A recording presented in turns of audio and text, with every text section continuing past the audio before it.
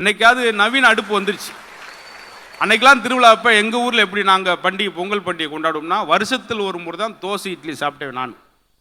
வருஷம் எங்கேயாவது பொங்கல் தீபாவளி வந்தப்போ தான் எங்கள் அம்மா வந்து அந்த உரலை தேடுவாங்க. மண்ணுக்குள்ளே ஏதாவது பதிஞ்சு கிடக்கும் தேடி எங்கள் அப்பா கழுவி கொடுத்து அதை அப்படி நாங்கள் கூட இருந்து அப்படி அந்த ஆட்டி தள்ளி விடும்போதே ஒரு சந்தோஷம். ஆஹா இன்னைக்கு தோசை சாப்பிட போகிறோம்டா, பெரிய சாதனை மாதிரி. தோசைக்கு சட்னி சாம்பாரில் ஊற்ற தேவையில்லை, பக்கத்திலே இருப்போம், சுட சுட பச்சையாகவே சாப்பிட்ருவோம். அப்படியெல்லாம் இருந்தது. வருஷத்தில் ஒரு முறை தோசை அதெல்லாம் இருந்தது. இன்னைக்கு அவங்களாம் விறகு அடுப்பில் ஊதுவாங்க. ஃபூன் ஊதுனாங்கன்னா அப்படி புகை பூரா கண்ணில் அடிக்கும்.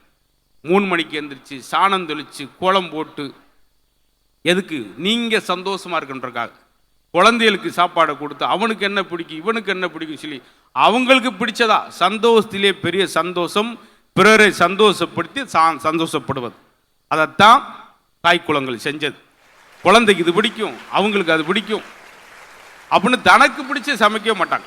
அப்படி எல்லா முகத்திலையும் சந்தோஷத்தை கொண்டு வந்து அவங்க சந்தோஷம் மூலம் தாம் முகம் மலர்வது தான் பெண்கள். ஆக மொத்தம் பண்டிகைகளால் நிறையா பலகாரங்களை செய்து இனிப்புகளை செய்து பிறருக்கும் கொடுத்து குழந்தை முகத்தில் மகிழ்ச்சியை பார்த்து தாம் மகிழ்ச்சி அடைவதுதான் தலை சிறந்த மகிழ்ச்சி. அந்த மகிழ்ச்சியை செய்பவர்கள் ஆண்களை விட பெண்களே பெண்களே என்று சொல்லி